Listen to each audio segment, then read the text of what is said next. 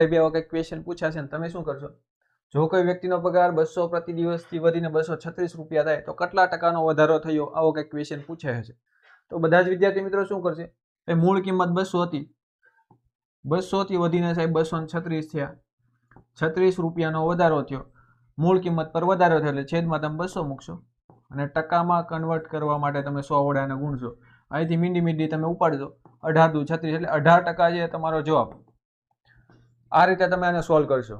પરંતુ મિત્રો જ્યારે બી આવા ક્વેશ્ચન પૂછાય ને શું કરવાનું છે તમારે? સિમ્પલ યાદ રાખવાનું છે, મૂળ કિંમતને 100 બનાવવાની ટ્રાય કરવાની છે.